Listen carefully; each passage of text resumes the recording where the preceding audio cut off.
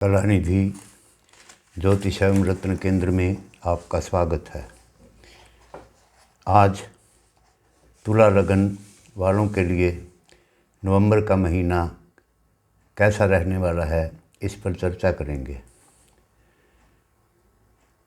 हमारा आपसे अनुरोध है, अगर आप हमारे चैनल पर नए हैं तो हमारे चैनल को सब्सक्राइब करें, लाइक करें, शेयर करें। तो सबसे पहले जानते हैं तुला लगन वालों को क्या राजयोग इस नवंबर महीने में बन रहे हैं। यह फलादेश जन्म लगन, चंद्र लगन एवं नाम राशि सभी के आधार पर देखा जा सकता है। अधिकतर फल जन्म लगन से ही प्राप्त होता है, लेकिन कुछ प्रतिशत नाम राशि व चंद्र राशि से भी प्राप्त होता है। लेकिन इनमें चंद्र लगन या जन्म लगन जो बलवान ग्रह बलवान होता है, उसके अकॉर्डिंग ही अधिक शुभ फल की प्राप्ति होती है। इसलिए आप यह निश्चित कर लें कि कौन सा लगन से आपको अधिक शुभ फल प्राप्त हो रहे हैं या चंद्र लगन से। तो सबसे पहले जानते हैं तुला लगन वालों के लिए नवंबर महीने में क्या शुभ योग बन रहे हैं। सबसे पहले सुलक्षणा भार्या योग बन रहा है। अगर आप रिश्ता करना चाहते हैं, शादी करना चाहते हैं, तो यह समय आपके लिए उपयुक्त होगा। अच्छी पत्नी आपको इस समय में प्राप्त होगी। दूसरा महत्वपूर्ण योग बन रहा है निधि योग। निधि योग के बनने से परिवार में समृद्धि आती है, धन दौलत बढ़ती है और परिवार में किसी न किसी प्रकार से शुभ कार्य अवश्य होते हैं। तीसरा शुभ योग बन रहा है कहाल योग। कहाल योग कुंडली में बनने से सभी प्रकार के भौतिक सुख, ऐश्वर्य, भूमि, वाहन, मकान आदि के सभी सुख प्राप्त होते हैं। तीसरा बन रहा है अवयोग। अवयोग के बनने से स्वास्थ्य के संबंधी थोड़ी चिंताएं रहती हैं और थोड़ी परेशानियाँ बनती हैं। इस महीने में सबसे पहले स्वास्थ्य के ही विषय पर हम चर्चा करते हैं। आपके अंदर रोगों के लड़ने की क्षमता, ऊर्जा इस महीने में आप अपने अंदर असामान्य तौर पे एक ऊर्जा देखेंगे। इस ऊर्जा की वजह से आप किसी भी रोग के शीघ्र प्रभाव में नहीं आएंगे। रोगग्रस्त होने पर आपके स्वास्थ्य में तेज़ी के साथ लाभ भी होगा। सूर्य की ऐसी शुभता से आपको नेत्र, हड्डियों, सिर, हृदय, प्राण शक्ति, रक्त तथा पित्त संबंधी रोगों का आपके ऊपर कोई प्रभाव नहीं रहेगा। इस महीने में आप हड्डियां, सेक के रोग से भी अगर आप चल रहे हैं तो आपको लाभ होगा, स्वास्थ्य सुख बना रहेगा। लेकिन अचानक सर दर्द, बुखार आना, शीघ्र क्रोध आना आदि की स्थिति आपके साथ बन सकती है। स्वास्थ्य होने में, अस्वस्थ होने में विकारों को अनदेखा आपको नहीं करना चाहिए। छोटे मोटे रोग को आपको तुरंत उपचार कराना चाहिए, कहीं वो भयानक रूप ना धारण कर लें। अब देखते हैं तुला लगन राशि वालों के लिए धन संबंधी की स्थिति क्या कहती है। धन की संबंधी इस महीने में विशेष अनुकूल नहीं रहेगी। आपको इस महीने में उम्मीदों के अनुरूप लाभ प्राप्त होने में कुछ कठिनाई, दिक्कत आ सकती है। लाभ के क्षेत्र में कुछ अवरोध या बाधाएं बन सकती हैं, इसलिए छोटे लाभों को आप तक पहुंचने में मुश्किल होगी। किसी भी मुकदमेबाजी या विवाद से आपको कोई परेशानी हो सकती है। सरकारी विभागों से संबंधित कार्यों के लिए भी यह समय शुभ नहीं है, अतः आपको उनको पोस्टपोन करना चाहिए। इसलिए इस अवधि में ऐसे भी प्रस्तावों को स्थगित करना ही आपके लिए लाभकारी होगा। इस नवंबर महीने में आपको कुछ गलत एलिमेंट से आपकी नज़दीकियां बढ़ सकती हैं, इसलिए आपको सावधान रहना होगा। धन की हानि उनकी वजह से हो सकती है। लाभ प्राप्ति के लिए समय विशेष शुभ नहीं है, कुछ हानियां भी हो सकती हैं।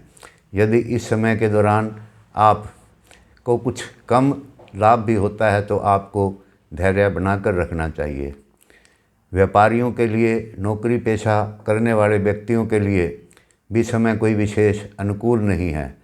समय में अच्छे फलों की कमी के कारण आपने आपको अपने कार्यों की अधिक सावधानी से देख रेख करनी होगी। यह भी संभावित है कि आपको बहुत अधिक प्रयास करना पड़े। आप चाहे नौकरी करते हों या व्यापार में हों, आपको किसी प्रकार के डिस्प्यूट में नहीं उलझना चाहिए, उनसे आपको दूर रहना चाहिए। इसी में आपका भला होगा, अन्यथा आप किसी ऐसी घटना के शिकार हो सकते हैं जो परेशानी का कारण बन सकती है। दृढ़ता के साथ आप इन विषयों से बचें। प्रत्यक्ष या परोक्ष हर प्रकार से इन चीज़ों से आपको दूर रहना है। उच्च स्तरीय अधिकारियों के साथ वाद विवाद से दूर रहना है। किसी प्रकार का आपको संघर्ष नहीं करना। आपको ऐसी घटनाओं से बचना होगा और अपने काम में अधिक से अधिक मन लगाकर काम करना होगा, जिससे कि आपको अधिक संतुष्टि प्राप्त होगी और कार्य से लाभ होगा। विद्यार्थियों के लिए भी नवंबर महीना तुला लग्न राशि वालों के लिए भी कोई विशेष शुभ फलकारी नहीं है।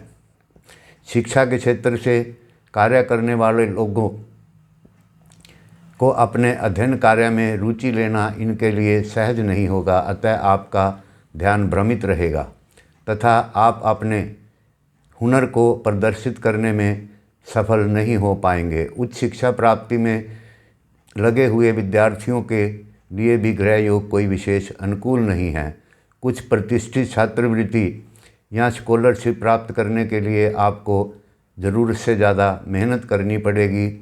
कानून क्षेत्र में पढ़ाई करने वाले छात्रों के लिए भी समय कोई विशेष अनुकूल नहीं है।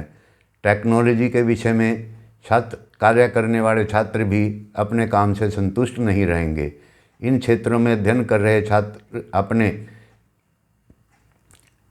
बेस्ट देने से ही विशेष सफलता प्राप्त कर सकेंगे।